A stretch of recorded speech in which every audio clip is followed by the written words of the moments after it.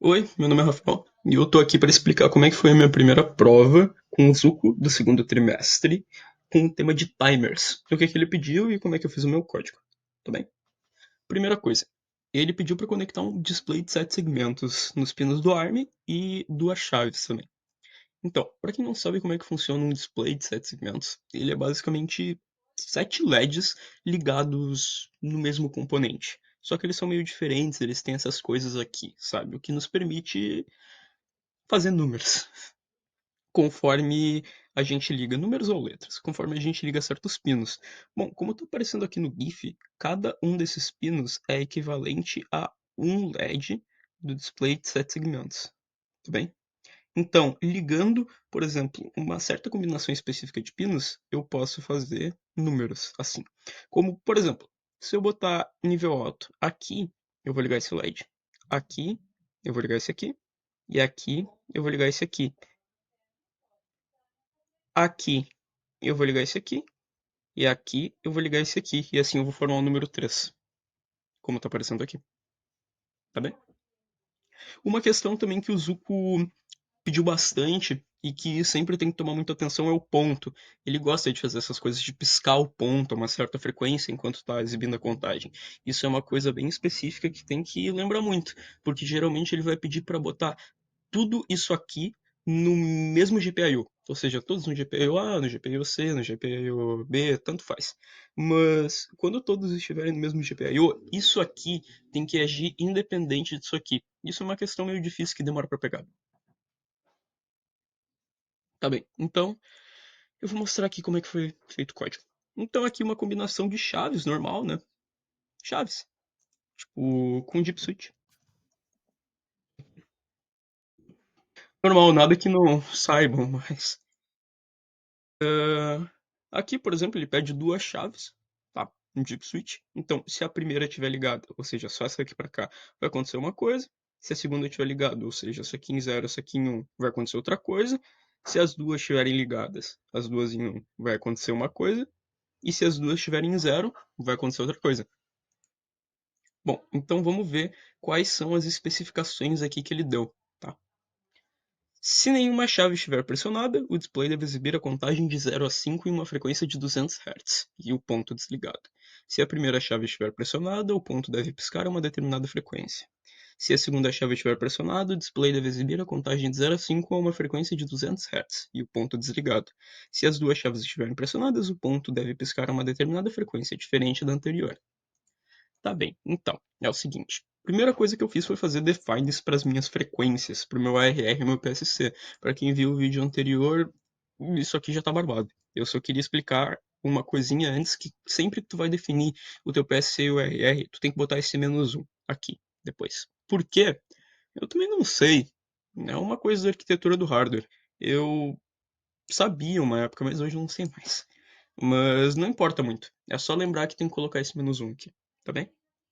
Aqui eu defino os dois ARRs para o ponto, para a primeira frequência e para a frequência com a chave 1, e para a frequência com a chave 1 ligada, que é o que é especificado aqui, né? Se a primeira chave estiver pressionada. E aqui eu defino uma variável, né, um define na real, de máscara. Para que ele serve? Para pegar os GPIOs, os pinos específicos do GPIO das duas chaves que eu vou utilizar. Aqui eu faço duas variáveis normais, chamada tempo e segundo tempo, elas vão servir para temporizar o meu timer. Eu tenho uma variável de índice, uma variável que representa minhas teclas, e uma variável específica onde está o GPIO apenas do meu ponto, tá bem? Faço um vetor aqui. O que esse vetor faz? Ele é ligado onde aqui vai ser A, B, C, D e E, tá? No caso, eu acho que aqui ele deu uma especificação diferente de 0 a 5. Eu acho que tinham várias provas e 0 a 5 não foi a minha. Eu acho que tinha que fazer uma coisa tipo assim. Deixa eu pegar o Paint aqui.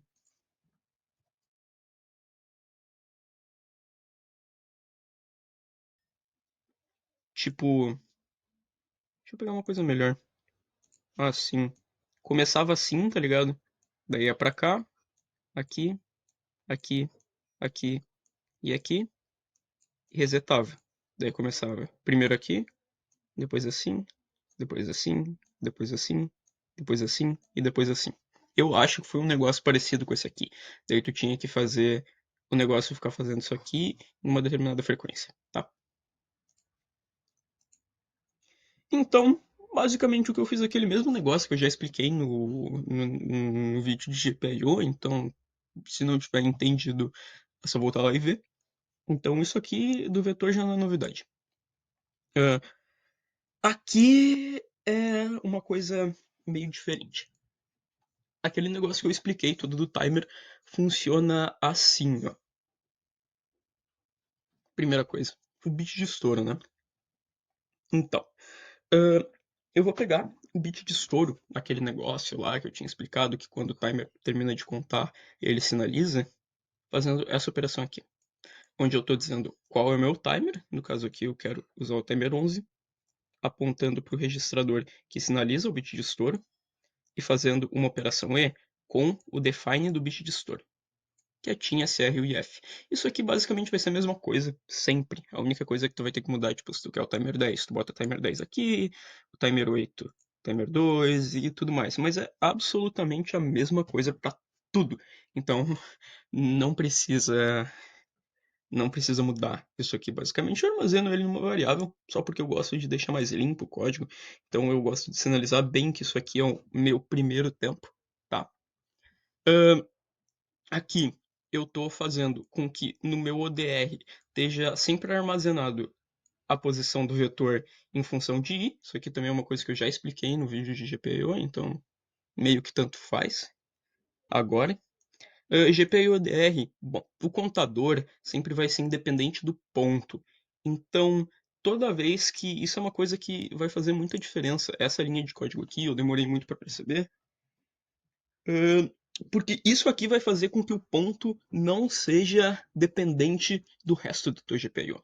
Por quê? Porque ele vai estar, antes de começar a fazer essa operação aqui, ele vai zerar todos os teus GPIOs. No caso, não GPIOs, todos os teus pinos do GPIO. No caso aqui do GPIO-C, que é onde eu conectei o meu display. Tá bem? A gente vai ver isso melhor daqui a pouco. Mas basicamente ele vai zerar todos os pinos do PB0 até o PB8. Eu acho que é os que eu botei. PC, na real. PC0 até o PC8. E depois ele vai fazer a operação de mudar o vetor. Então isso aqui é fundamental, tá?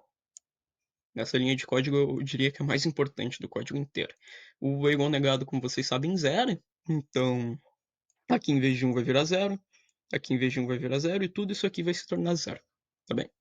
Basicamente isso. Então, o que a gente vai fazer? A cada estouro do meu timer, vai sinalizar o bit de estouro, né? Então, aqui. Pô, estourou o timer. Zerou. Porque essa é a linha aqui que zera. Eu disse no vídeo anterior que para poder fazer o bit de story para zero tinha que zerar com uma linha de código. Então, é essa aqui a linha de código. É o teu timer, de novo. Tu vai mudar aqui para que timer tu quer, esses dois números, apontando para o teu registrador do bit de store. Aí tu vai fazer a operação E igual a negado, que é a operação que zera. E aqui tu vai botar o teu TIM SR e F. Então, aqui eu tô ligando o meu bit store, na verdade, pegando o valor dele, e aqui eu tô zerando ele. Isso aqui é receita de bolo, sempre vai usar da mesma forma, então não muda, só deixa assim. Só muda sempre isso aqui, tá? Então, a cada estouro do meu timer, eu vou incrementar i, e quando o i for maior que 7, i vai voltar para 1. Por que 1 e não para 0?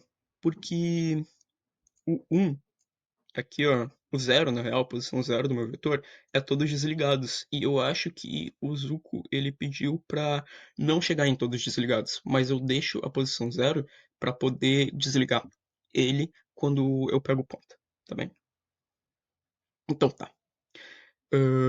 Aqui basicamente ele vai estar sempre mostrando o vetor em função de i. Então, a cada frequência estouro do timer, o que vai acontecer? O i vai incrementar e vai mostrar outro negócio. E é basicamente assim que se faz essa questão, tá bem? Aqui, void pisca-ponto, isso aqui é bem fácil, é um pisca-LED normal. Tu pega o segundo tempo, que é o TIM 10 dessa vez, já que eu faço configuração de dois timers, boto aqui dentro. Quando estourar, isso aqui vai para 1. Então, vai pegar aqui. Se for 1, vai pegar, mudar a posição do ponto e depois zerar o bit de estouro. Então vai ficar fazendo isso aqui. Pegou, pá, estourou. Estourou, entrou aqui. Muda a posição do ponto, 0. Estourou, pegou aqui, muda a posição do ponto, 0. Isso aqui, para quem não está acostumado, é XOR igual. É uma operação que faz uma XOR, bit a bit. Então, sempre que eu tiver, por exemplo, em 0, o meu ponto desligado, ele vai para 1.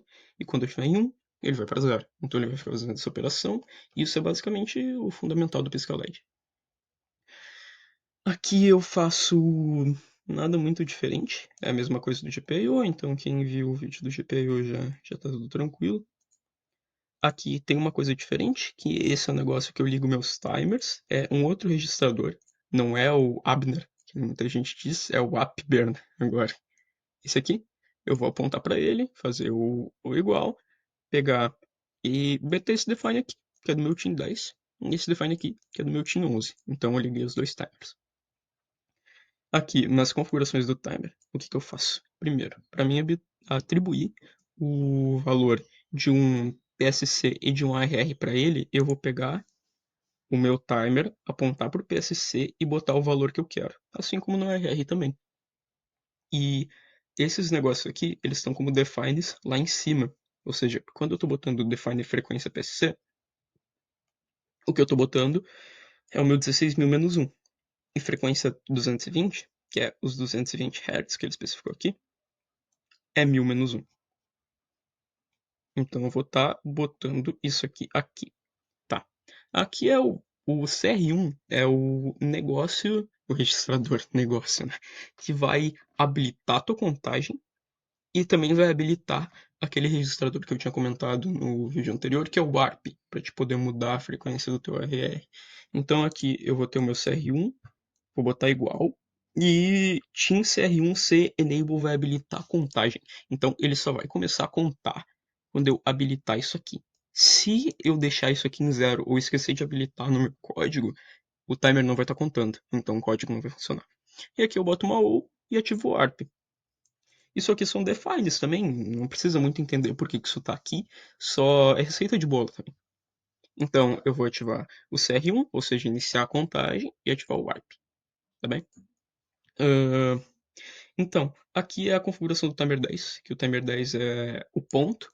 Primeiro eu defino o PSC, e daí depois de novo eu ativo a contagem dele e ativo o warp. Por que eu não defini o RR aqui? Bom, porque no início eu não quero que o ponto comece a piscar. Eu quero que o ponto comece a piscar quando eu ligar isso aqui. Então, só quando eu definir o ARR aqui dentro, o ponto vai começar a piscar. Porque um timer com PSC sem ARR nunca vai estourar. Por causa daquela arquitetura que eu já disse. Então, eu começo sem nada. Tudo bem? Aqui eu fiz um mascaramento do meu GPIO, IDR, com umas teclas. Isso aqui é uma coisa também que já está no vídeo de GPIO, então não tem muita necessidade de explicar. Aqui o bit shift de 5 também já está no vídeo do GPIO, então não tem necessidade de explicar. Basicamente eu vou pegar aqui e trazer esse bit para cá, esse bit para cá. Então quem não viu o vídeo de GPIO aí fica mais tranquilo. E aqui também, muito fácil, igual o vídeo de GPIO. Eu boto switch teclas, caso seja zero, no caso zero vai ser o valor binário quando duas teclas estiverem não pressionadas, né? No caso, assim, ó.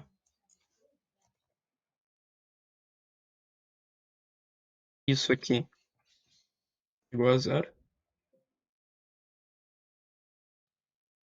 Isso aqui é igual a 1, no caso, convertendo o binário para decimal. Isso aqui é igual a 2. Tá? E isso aqui é igual a 3.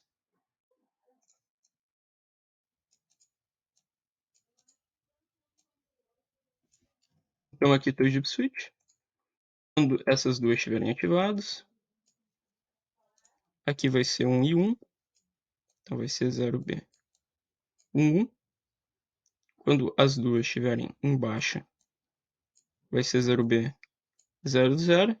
E quando uma estiver em alto e a outra estiver em baixa, vai ser 0B 0. Então, aqui, mesma coisa que eu já expliquei no vídeo de GPU, só que ali eu boto um decimal, no caso 0B00 vira 0, 0B01 vira 1, 0B10 vira 2 e 0B11 vira 3. Tranquilo? Então, eu fiz ali por meio de funções, tá bem? No caso, eu vou chamar as funções. Aqui ele dizia que se nenhuma chave estiver pressionada, o display deve exibir a contagem de 0 a 5. No caso aqui, lembrando, não é de 0 a 5, é outra contagem, mas segue a mesma lógica, em uma frequência de 200 Hz. E o ponto deve estar desligado. Cortou aqui, mas é. E o ponto deve estar desligado. Então, o que eu faço? Bom, nenhuma chave está pressionada. O que eu vou fazer? Eu vou habilitar o contador e zerar o ponto, tá bem? Case 1. Se a primeira chave estiver pressionada, o ponto deverá piscar a uma determinada frequência. Bom, eu habilito o contador ainda, porque eu ainda quero que fique contando a sequência, mas daí eu pego e chamo a função pisca-ponto e mudo o RR do ponto. Então, a partir do momento que eu tiver esse RR aqui, que eu especifiquei aqui também como define, eu vou poder fazer com que o ponto pisque, porque aqui eu já determinei o PSC, mas quando eu determinar o meu RR, por exemplo, eu já habilitei aqui a contagem, já liguei meu ARP e defini meu PSC, mas por enquanto ele não vai piscar, porque não tem o RR, mas quando eu definir meu RR, o ponto vai começar a piscar, tá bem? Daí, 2. Se a chave 2 estiver pressionada, é a mesma coisa da primeira, então eu faço exatamente a mesma coisa. Eu chamo a variável não, a função contador, e ligo meu ponto. E 3, que é as duas chaves pressionadas, eu pego o contador, o pisca-ponto, só que eu mudo a frequência dele, tá bem? Então, é basicamente isso, não tem segredo. Esse é o código inteiro. Daí a conexão, é só lembrar de conectar as chaves. Isso aqui é a parte mais chatinha, que é a definição de GPIO, que tem outro vídeo. Então, essa aqui é a parte mais focada no timer. Eu acho que eu expliquei tudo certinho. Aqui também, parte mais manjada. O difícil dessa prova de timer é essa parte aqui, dessas funções que tu vai ter que fazer. E isso aqui, que tu sempre tem que lembrar de fazer essa linha de código, de zerar tudo pro ponto ser independente do negócio. Eu sei que isso aqui é uma coisa difícil de pegar, quando eu tava fazendo essa prova eu também não peguei muito bem, mas por enquanto não dá para entender muito bem, só lembra que tem que fazer isso aqui, porque é uma coisa que, sério, faz muita diferença. Isso aqui foi a diferença de quem gabaritou a prova e quem conseguiu tirar um 7 também. Então, é isso. E, obrigado por assistir.